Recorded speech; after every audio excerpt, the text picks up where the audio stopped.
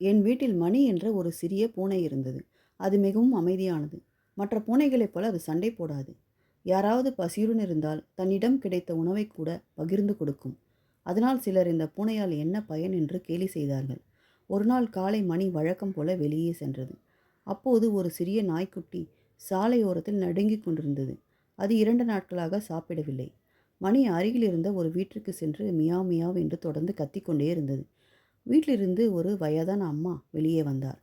மணி அவரை அந்த நாய்க்குட்டியிடம் அழைத்துச் சென்றது. அந்த அம்மா நாய்க்குட்டிக்கு உணவு கொடுத்து பாதுகாப்பாக தன்னுடன் தங்க வைத்துக் கொண்டார். சில நாட்களுக்குப் பிறகு அந்த அம்மா சந்தைக்கு சென்றார். திரும்பி வரும் வழியில் மழை பெய்தது. சாலை மிகவும் வழுக்கியது. அவர் கீழே விழுந்து எழ முடியாமல் இருந்தார். அதை பார்த்த மணி வேகமாக ஓடி மக்களை அழைத்து கொண்டு வந்தது.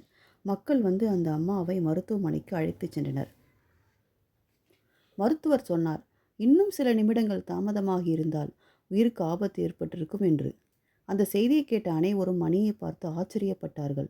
அதன் பிறகு எங்கள் ஊரில் யாரும் மணியை கேலி செய்யவில்லை. தினமும் அதற்கு உணவு வைத்தார்கள். அதனுடன் விளையாடினார்கள். ஒரு நாள் ஒரு சிறுவன் கேட்டான், உன்னை வெறுத்தவர்கள் கூட நீ ஏன் உதவி செய்கிறாய் என்று. மணி பேசவில்லை. ஆனால் அதன் கண்கள் ஒரு பதிலை சொன்னது. அன்பு செய்வதற்கு காரணம் தேவையில்லை. நல்ல இதயம் இருந்தால் போதும். அந்த நாளிலிருந்து எங்கள் ஊரில் அனைவரும் ஒரு விஷயத்தை உணர்ந்தார்கள்.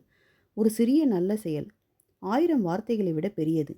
இன்றும் எங்கள் ஊரில் ஒரு குழந்தை யாருக்காவது உதவி செய்தால் அதை பெருமையாக சொல்வார்கள், மணியைப் போல நல்ல மனதுடன் வளர வேண்டும் என்று. வாழ்க்கையில் நம்மை எல்லோரும் புரிந்து கொள்ள மாட்டார்கள். சிலர் நம்மை அலட்சியப்படுத்துவார்கள். சிலர் நம்மை கேலி செய்வார்கள். ஆனால் நாம் நம் நல்ல மனதை ஒருபோது மாற்றிக்கொள்ளக்கூடாது. நல்ல மனம் கொண்டவர்கள் தோல்வி அடைவதில்லை. அவர்கள் செய்த நன்மை ஒரு நாள் கண்டிப்பாக அவர்களிடமே திரும்பி வரும். அன்பு விதைத்த இதயம் என்றும் வெறுமையாக இருக்காது.